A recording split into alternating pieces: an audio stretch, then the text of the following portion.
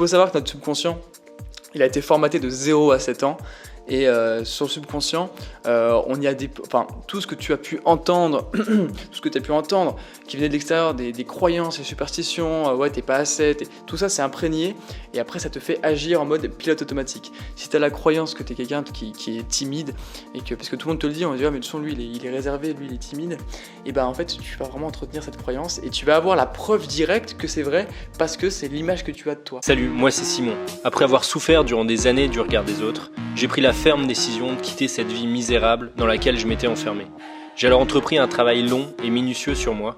Chaque jour, je réalisais un défi social en me confrontant à mes plus grandes peurs. Aujourd'hui, le stress des autres ne me pose plus aucun problème. J'accompagne chaque jour des personnes comme toi qui désirent développer leur aisance sociale. Tu souhaites recevoir chaque matin des conseils personnalisés pour vaincre cette peur des autres qui t'empêche d'être toi-même. Inscris-toi à mon groupe privé en cliquant sur le lien dans la description. Bon salut Jordan. Salut. Donc t'es sur ma chaîne, ça me fait vraiment plaisir. J'aimerais tout d'abord que tu te présentes en quelques mots. Ok. Voilà, tu me dises un peu d'où tu viens. Ok, je m'appelle Jordan, j'ai 24 ans et je me considère, je me suis créé mon job qui est créateur de bien-être, créateur d'harmonie. J'ai à cœur de créer le bien-être, d'aider les gens à créer leur bien-être. Et pour ça, j'utilise la musique. Donc, je crée des musiques méditatives sur ma chaîne Harmony Vibes. Et je crée des petites méditations, des voyages méditatifs semi-guidés. Et je crée aussi des formations pour aider à libérer des conditionnements qui viennent souvent de l'enfance. J'agis beaucoup en fait, sur le subconscient.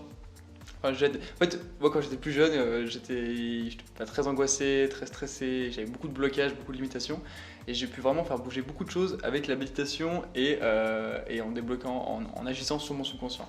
Et maintenant je le retranscris, je le retransmets à ma manière, et là où vraiment je passe beaucoup de temps ces derniers temps, là où je travaille vraiment beaucoup, c'est en créant des audios sur mesure aux personnes que j'accompagne pour les aider à reprogrammer leur subconscient. C'est intéressant ça.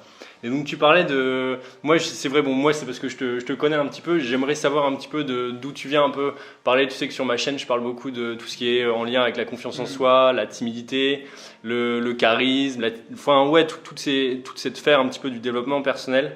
Ces peurs sociales, me parler un petit peu je sais que toi tu as souffert un peu de tout ça, et me parler un petit peu de ton parcours, ton avant, et puis on parlera après plus tard de ton après, de ce qui t'a fait, de ce qui t'a aidé. Et donc commencer déjà par d'où tu viens, de toutes ces difficultés là que tu ressentais. Ok. Oui, j'étais très anxieux étant petit, très anxieux, stressé, avoir du mal à m'affirmer. Et bon, c'est un peu... Bon, je veux dire, la racine, j'ai pas peur, voilà, je l'assume.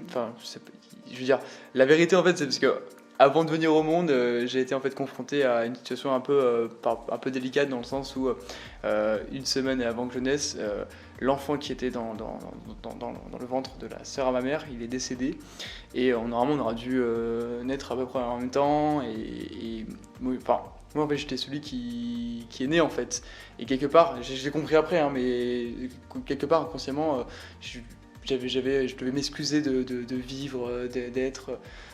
Donc j'avais vraiment du mal à m'affirmer, parce que moi je me demandais pourquoi j'étais vivant alors que l'autre il était pas en vie, et du coup chez moi ça a provoqué du mal à m'affirmer, à oser être à l'aise avec les autres. Ça a provoqué un peu des douleurs, des blessures intérieures qui m'ont mené à être pas mal angoissé. Est-ce que tu peux parler un peu de ton ressenti? Qu'est-ce qui étaient les choses concrètes dans la vie en général? Qu'est-ce qui te faisait peur? Qu'est-ce qui te bloquait dans ces situations en fait? Qu'est-ce qui était vraiment difficile en fait chaque jour? Tu parles de problèmes de t'affirmer, de ces peurs. Concrètement dans la vie en général. Quand j'étais au collège, lycée, c'était de prendre la parole devant les autres. C'était une grosse angoisse, une grosse souffrance. Une grosse souffrance, c'était très difficile de... En fait, le truc, c'est que... Moi, tu vois...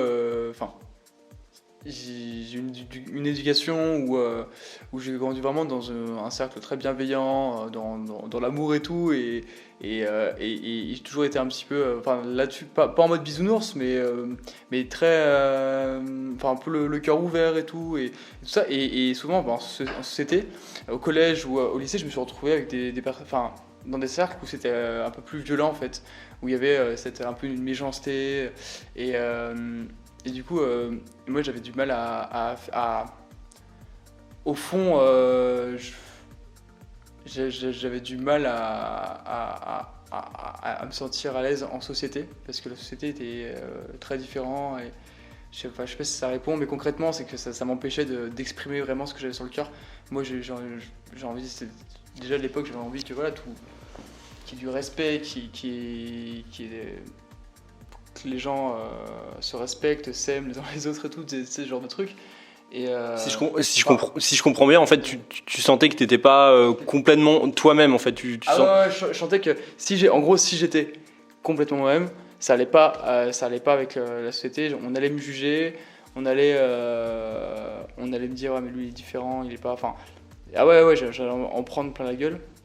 Ce qui fait que je l'ai pas fait. Enfin, je le faisais pas. Et je n'osais pas du coup m'affirmer. Et aussi, en fait, cette angoisse, elle vient aussi de la peur de l'avenir. C'était aussi beaucoup la peur de l'avenir parce que quand j'étais ado, j'étais très curieux en fait. Parce que j'ai ouvert un peu les yeux sur le monde, sur le fait qu'il y a pas mal d'injustices, des choses qui vont pas dans le monde concrète. Et du coup, j'étais très très impliqué pour essayer de comprendre vraiment. Et le fait d'être très curieux a fait que j'ai accédé à plein d'infos et qui m'ont rendu anxieux du futur, en mode ouais, ça va être la fin du monde, ça va être tout va partir en live. Ça m'a rendu très anxieux. Ouais. J'avais peur en fait. Ok, d'accord. Et super, top. Et c'est vrai que là on a eu la chance de passer un petit week-end en Roumanie. Là encore hier, je me souviens, tu étais en train de danser tranquillement dans la rue parce qu'il y avait un peu de musique. Je vois que tu n'as plus aucun problème au niveau de ton affirmation, que tu as confiance en toi. Tu dis les choses clairement et j'aimerais que donc aujourd'hui comme tu m'as expliqué, voilà comment, ce sera même plus simple que t'en parles toi-même, comment tu te sens aujourd'hui, et après dans un deuxième temps on parlera de comment tu as fait pour changer en fait. Okay. Donc comment tu te sens aujourd'hui? Merci. Yes, aujourd'hui ouais, je me sens bien. J'ai pas peur d'oser dire ce que je pense, d'oser faire faire aussi ce que je pense, enfin ce que j'ai envie. De vraiment m'affirmer. Du coup, la question c'était quoi? Ouais, non, c'était. En fait, c'était ton ressenti par rapport à avant. Où tu parlais justement, par exemple, ta peur de l'avenir, ces choses-là. Est-ce que tu as encore des peurs ou maintenant tu te sens. J'ai des peurs, mais ça m'empêche, ça m'immobilise pas. Parce que. C'est intéressant ça. Mais du coup, je vais faire le lien avec direct comment j'ai pu en fait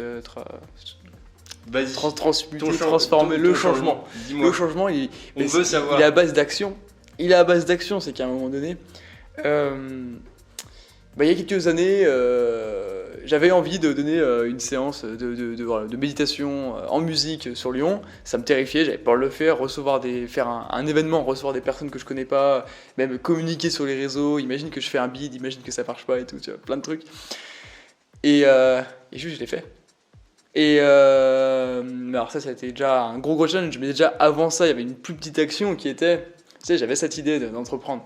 Et je voyais qu'à Lyon, il y avait un mastermind, c'était un rendez-vous entre plusieurs entrepreneurs.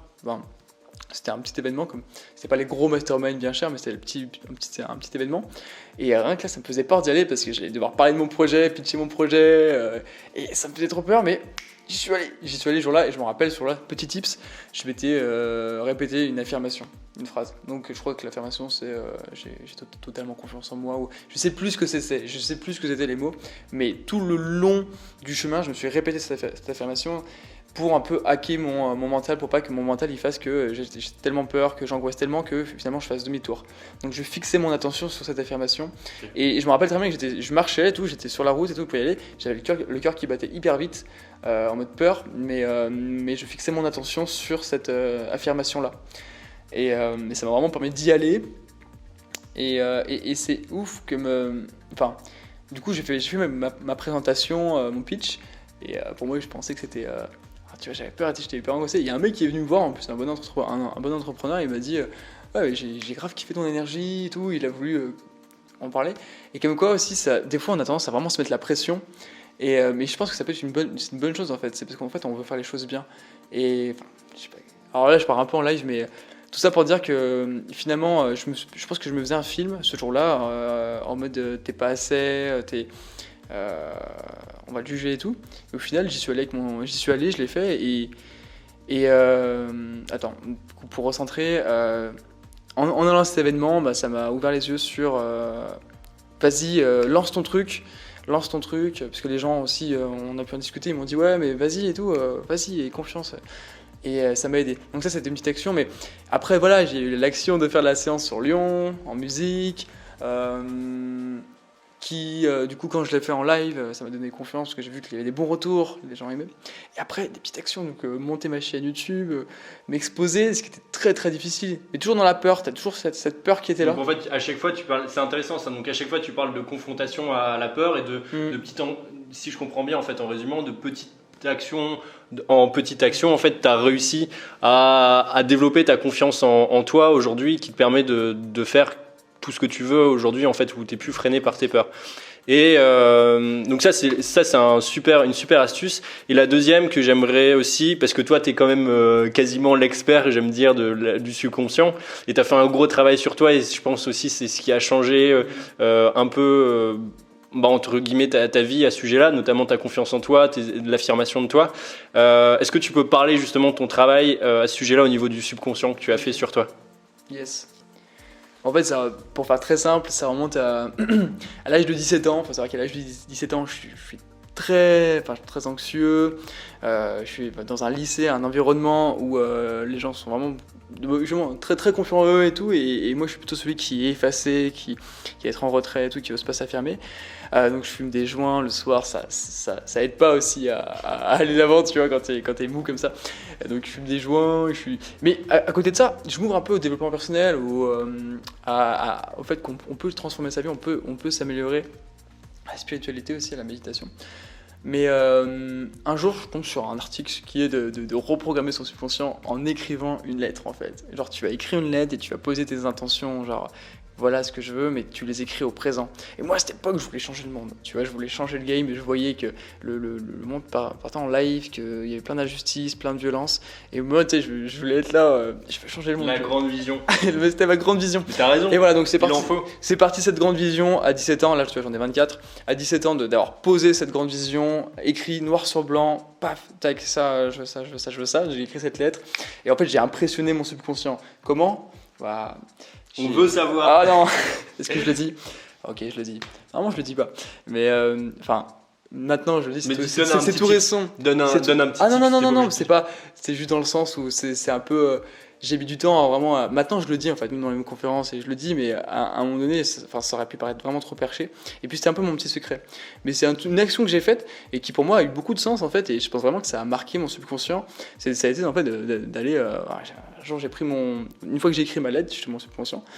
Et dans cette lettre, j'avais bien mis attention, il faut pas que tu arrêtes les joints. Donc j'étais conscient que ça pouvait freiner aussi ma confiance, tout ça.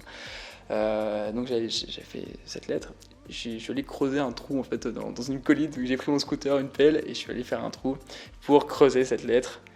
Et donc là, je peux te dire que mon subconscient, ça l'a vraiment impacté. Il faut savoir que notre subconscient, il a été formaté de 0 à 7 ans.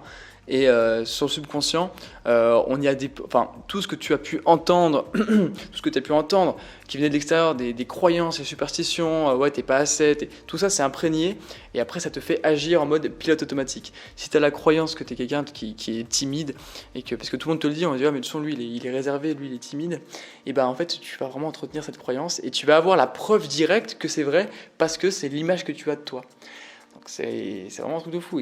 Moi, franchement, à 17 ans, l'image que j'avais de moi était très limitée, très très très limitée. Et le fait d'avoir impressionné à ce point mon subconscient en lui disant non, voilà la nouvelle image, voilà ce que je veux, et au fur et à mesure, ça a transformé ma vie. C'était les bonnes informations au bon moment, les bonnes rencontres, les bons déclics, enfin tout ça parce qu'il y a eu un moment très symbolique, un moment où aussi j'ai cru, hein, et j'ai eu la foi que c'était possible de changer. Et même au niveau du coup de mes pensées, au niveau de la façon dont je me parle, c'est carrément différent. Mais après aussi, tu vois, c'est un tout. C'est pour ça que c'est difficile de dire vraiment tout ça en quelques minutes. Parce qu'il y a aussi la méditation qui a beaucoup changé. Ça marche. Voilà. Bah, super. Bah, déjà, si je résume cette deuxième astuce, c'est en gros que tu as réussi on est tous un petit peu, comment dire, un peu dans un moule où on nous donne chacun un peu à tout le monde des étiquettes. Et en fait, par exemple, pour donner un truc très simple, la timidité justement, par exemple tu parlais de ta timidité où tu te disais bah voilà je suis timide, un peu à chaque fois te répéter constamment je suis timide, c'est quelque chose qui va pas t'aider. Et en fait justement en te créant des affirmations qui sont personnalisées, qui sont spécifiques à ton cas, en fait en te répétant des choses comme je sais pas, je suis confiant, ou des choses où je brûle de je sais pas moi de confiance, d'énergie. Et ben en fait au fur et à mesure tu vas croire à ces affirmations là et en fait tu vas influencer de manière positive justement ton subconscient et avoir en fait des comportements bien différents de ce que tu avais avant. Est-ce que t'es ok sur ça? Oui, carrément, et j'ajouterais même un truc parce que c'est pour ça que souvent il y en a pour qui tout ce qui va être, je sais pas, loi d'attraction ou justement affirmation, tout ça, ça marche pas parce qu'en fait ils sont à la circonférence. C'est comme s'ils rajoutaient des choses sur un masque, ils rajoutent quelque chose, alors qu'en fait il faut aller au centre. Le centre, c'est la façon dont on se voit, dont on se perçoit. Donc il faut vraiment changer cette façon où, moi je dirais pas changer parce qu'il n'y a pas à créer un autre personnage qu'on n'est pas, mais c'est plutôt se recentrer et capter qui on est au fond en fait, s'écouter. Parce que souvent on agit en fonction de ce qu'on nous a dit, ce que les autres nous ont dit qu'on était, les suggestions qu'on nous a faites. Et c'est l'idée de reprendre en main son pouvoir créateur. On a tous un pouvoir créateur de la vie qu'on veut créer. Mais tu vois, il y a vraiment une subtilité à comprendre parce que c'est pas l'idée de se créer quelqu'un qu'on n'est pas, parce que ça marche pas, ça tient pas, c'est faux. Mais c'est plutôt de vraiment aller, et c'est pour ça que la méditation est vraiment utile pour ça. La méditation, tout simplement, hein, fermer les yeux, respirer, prendre ces temps d'observation, faire ces temps. Moi, ça m'a énormément aidé, par exemple, de partir dans la nature. Souvent, je le fais, mais je fais ça depuis que je suis ado. Partir dans la nature, me balader avec un papier, un stylo, noter des intuitions, noter des choses, mais vraiment en me coupant totalement de l'extérieur, des informations, de ce qu'on peut me dire à l'extérieur. Et parce que quand même, à l'époque, penser, je sais pas, vouloir faire ce que je voulais faire des méditations en groupe à Lyon. Faut savoir qu'en 2016, c'était pas hyper répandu. Il y avait encore une image sur la méditation. Tu vois, c'était pas aussi démocratisé que maintenant. Il fallait y aller, il fallait avoir un peu l'audace. Et cette audace vient du fait que tu te ressens, tu t'écoutes, tu sais que pour toi c'est juste, c'est vrai. Donc, tu vas le faire en fait. Enfin, je pense que j'ai répondu un peu à côté de la plaque, mais je pense que c'est bien si tu rajoutes des nouvelles informations. Mais ce qui est important, c'est ce qu'il faut changer, c'est l'image de soi. C'est la façon dont on se voit, dont on se perçoit. Et il y a vraiment une subtilité, c'est pas créer quelqu'un qu'on n'est pas, mais c'est en fonction de ce qui nous fait vibrer. Moi j'ai vraiment à cœur d'être créatif. En fait, la créativité c'est pour moi une valeur énorme. Et du coup ça fait des mois et que vraiment, peut-être même des années que je me perçois vraiment comme un créatif. Ouais, même des années, je me perçois vraiment comme un grand créatif et j'ai pas peur de le dire, tu vois. Et je peux être gourmand si je pense avec la vie, sans être arrogant, se croire supérieur, c'est pas question de ça, mais voilà, moi je décide d'être un grand créatif qui va créer des choses, des inventions qui vont être qui vont changer le monde, qui vont être folles, qui ont jamais été conçues avant. Je décide de croire ça. Et j'ai eu plusieurs fois la preuve que ça marche en fait. J'ai eu des idées des fois, de choses qui n'avaient pas été faites avant, tout ça parce que j'avais l'intime conviction que j'allais faire ces découvertes. Donc la façon dont on se perçoit, la façon dont ça oriente en fait. Parce qu'en fait, c'est logique, on peut rationaliser ça. Si tu te vois comme quelqu'un qui est un grand créatif, qui va faire des inventions de ouf et tout, et je sais pas, si t'as le choix entre 2 livres, un sur la guitare et un sur comment, je sais pas, les secrets des grands inventeurs, les trucs secrets des grands inventeurs. Voilà, dans cet instant où tu as le choix entre 2 infos, tu vas plus aller lire cette info. Et c'est ça pour tout. constamment, on a toujours deux choix. Donc tu poses ton intention ultime un peu là où ce que tu tends, et après automatiquement ton subconscient va faire que tu vas plus naturellement te diriger vers ce qui est en lien avec ce que tu veux. Et c'est pour ça qu'il faut être gourmand. C'est pour ça que moi j'invite tout le monde à être gourmand avec toi-même, que si tu as envie de changer le monde, si tu as envie de créer des trucs de fou, et faut ne pas se limiter en fait. Pas se limiter. Ça marche. Et puis inscrivez-vous à la chaîne de Jordan, où je mettrai sa description qui sera juste, sa chaîne dans la description. Et puis on se retrouve dans une autre vidéo. À la prochaine. ACML, salut. C'est vraiment de la bombe.